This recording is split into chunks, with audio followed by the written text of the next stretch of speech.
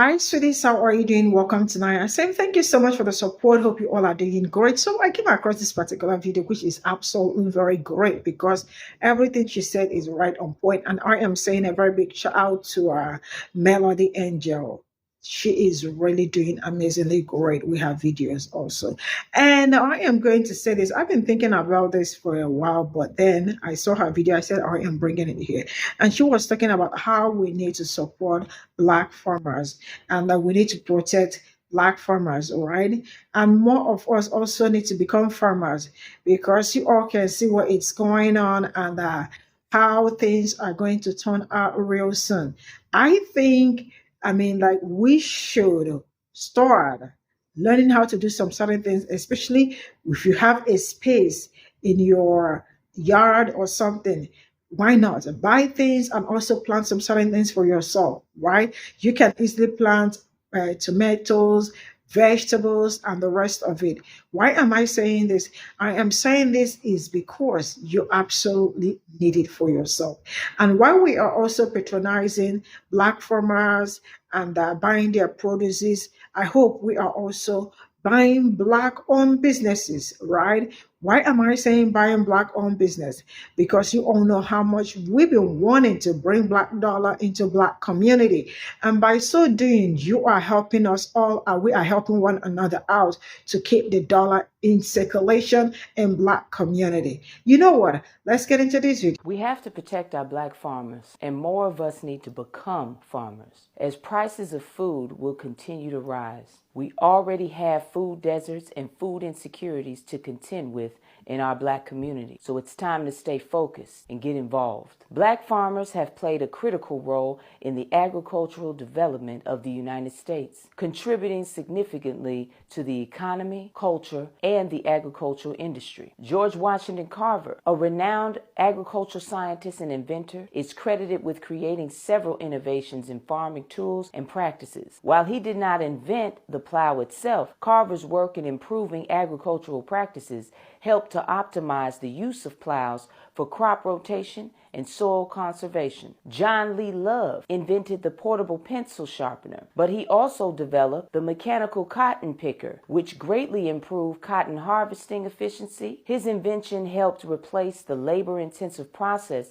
of picking cotton by hand and changed the agricultural industry. Then, in 1887, Joseph E. Lee patented a device that made planting crops easier. A seed sower allowed farmers to plant seeds evenly and efficiently, saving time and labor during planting seasons. This innovation helped increase productivity in farming. John Standard. Then you got John Standard, another Black inventor, improved upon the design of the lawnmower in 1899. His patent included a mechanism for the mower's lubrication system, making it more efficient and effective in cutting grass. This innovation contributed to farming as well as landscaping practices. Then we have Henry Blair. Henry Blair was one of the first Black Americans to receive a U.S. patent, which he received in 1834. His innovative potato planter, the device was designed to plant seeds more efficiently, significantly improving potato farming by increasing planting seed and accuracy. Henry Blair also patented a corn planter in 36, which allowed farmers to plant corn more efficiently and in uniform rows.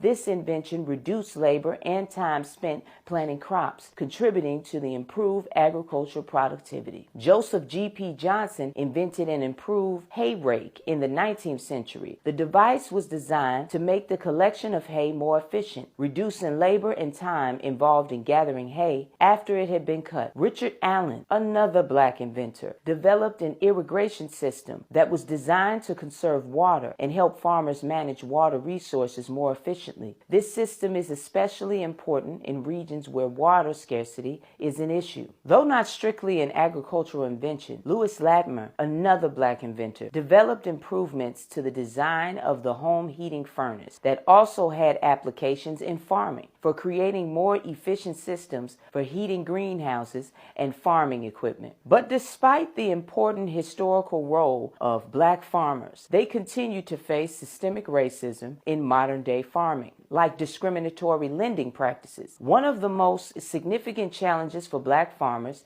is access to loans. The USDA's long history of discriminatory practices, including denying loans and assistance to black farmers or offering them less favorable terms, has led to many farmers losing their land. Even today, black farmers face difficulties securing loans from banks and financial institutions due to both racial bias and systemic inequalities. Many black farmers have been unable to keep their land or pass it down through the generations. This issue of land loss has been exacerbated by inheritance problems, where family land is divided and sold off, leaving descendants without access to the land that their ancestors worked and died for. Because there are people not given the right information or resources to keep their land in the first place. Black farmers have often been excluded from USDA programs designed to support farmers and ranchers. There have been instances of racial discrimination where black farmers did not receive equal treatment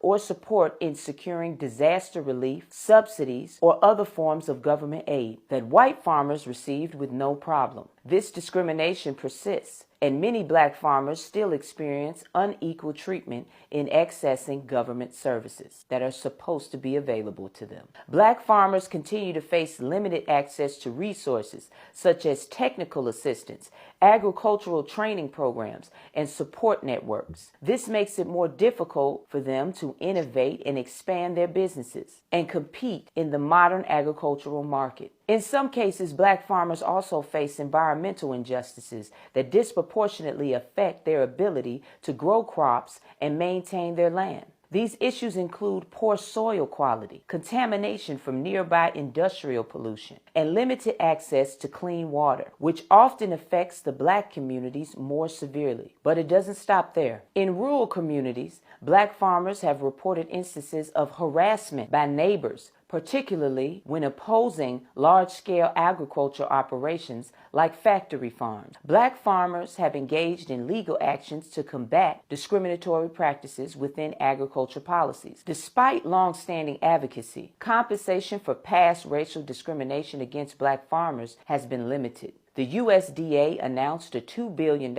relief program for black and minority farmers, aiming to address historical wrongs. However, leaders like John Boyd, Jr., president of the National Black Farmers Association, criticized the payments as insufficient, stating, "It's like putting a bandage on somebody that needs open-heart surgery." Boyd continues to pursue further legal action for more comprehensive debt relief to pay back all the wrongs done to black farmers. The number of self-identified black farmers in the U.S. has declined over the last century, in part due to overt discrimination by the USDA. While recent reports suggest a rise of over 45,000 black farmers, experts question the accuracy of these figures, suggesting that they may be inflated due to the census mythology. This discrepancy highlights ongoing challenges in accurately representing and addressing the needs of black farmers. These reports underscore the persistent issues of harassment, discrimination, and systemic inequities faced by black farmers in the U.S. Addressing these challenges requires comprehensive policy reforms, accurate data collection, and sustained efforts to ensure fair treatment and support of black agricultural communities. So let's recap. Black farmers have made immeasurable contributions to U.S. agriculture, but they continue to face challenges due to systemic racism and historical inequalities. However, their resilience and the work of numerous organizations dedicated to supporting them are helping to ensure that black farmers have access to the resources and advocacy they need. By addressing the issues of land loss, discriminatory lending, and unequal access to government programs. But more of us need to get in the fight to not only protect our black farmers, but also to make sure that their produce is where we spend our black dollars for meat, fresh fruit, and vegetables. Circulating our black dollars is crucial to our black liberation. There's nothing we can't accomplish together, and they know it. Now, we need all of our people to know it and act accordingly. Share this video with as many of us as humanly possible to make sure that we're getting the right information out to our people. I love you, black man. I love you, black woman. Knowledge is power. Power to the people.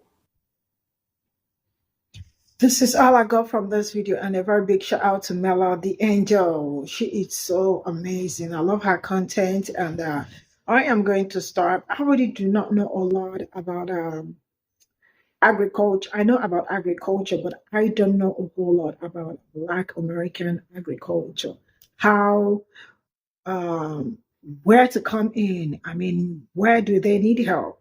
How do we show it all out? How do we I know there are also, if you know people that are into agriculture, black content creators, or black people, I mean to say, and their produces and all that, why not? You can also feel free to leave the link in the comment section so I can pin it down so we know where we are buying things also, because we also need to patronize our own people. Like she also talked about how we need to also bring the black dollar in black community. That has always been my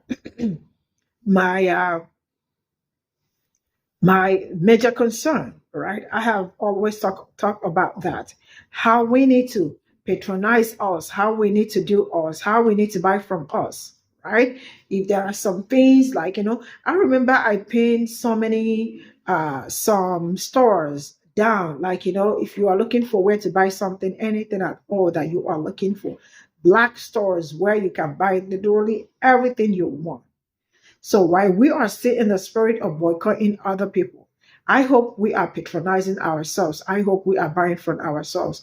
And I hope we are bringing the black dollar into black community, because there is not, at this point in time, if you are not doing that, I hope you know that you are also part of the problem. Because at this point in time, if you are not looking for a way to bring black dollar into black community, so the money, there will be circulation of funds, there will be circulation of money all around, then you are also part of the people that do not want the very best for us, right?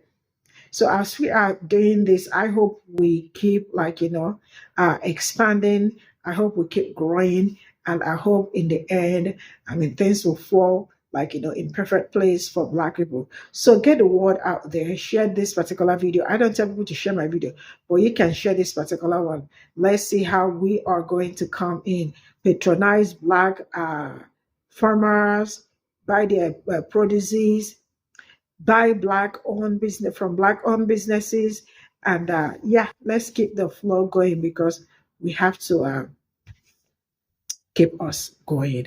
See you all in my next video. Bye for now.